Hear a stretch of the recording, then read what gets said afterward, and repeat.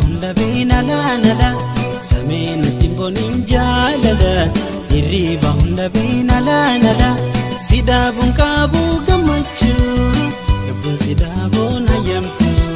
sidaabun kaabuu gammachuu lubbuun sidaaboon hayyamtu.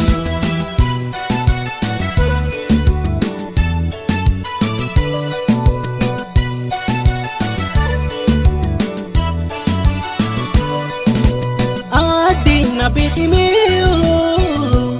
jalalti tengamtu ana jabisitiyo berwana tingomtu adina bikimiyo jalalti tengamtu ana jabisitiyo berwana tingomtu hanga yomin obse qabato jirada Ramudadabiyo sitin albaqada hanga yomin obse qabato jirada Ramudadabiyo sitin albaqada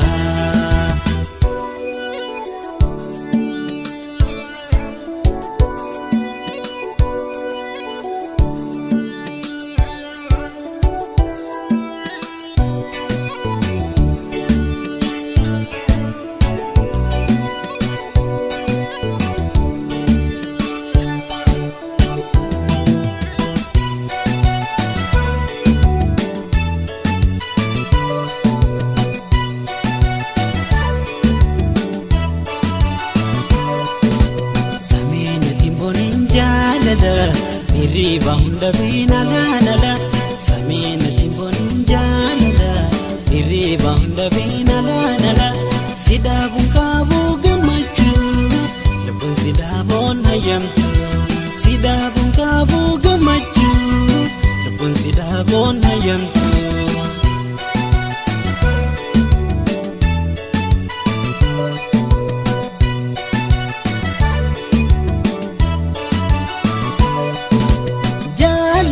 Jalachulo arana nimbani namu ni jalatao wana kofantani jalachulo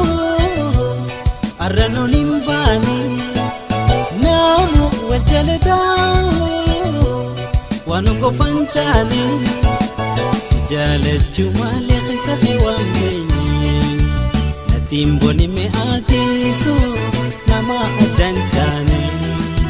sijalachu male qisaqi wambayni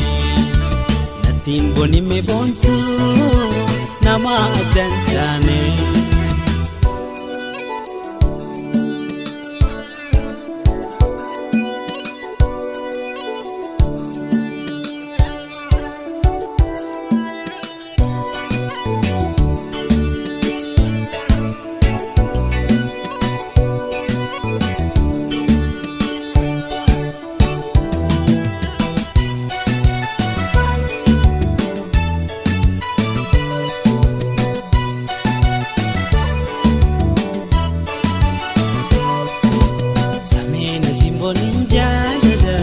Hirriba hunda beena laanala sameena timbonin jaalala hirriba hunda beena laanala sidaabun kaabuu gammachuu lubbuun sidaaboon hayyamtu sidaabun kaabuu gammachuu lubbuun sidaaboon hayyamtu.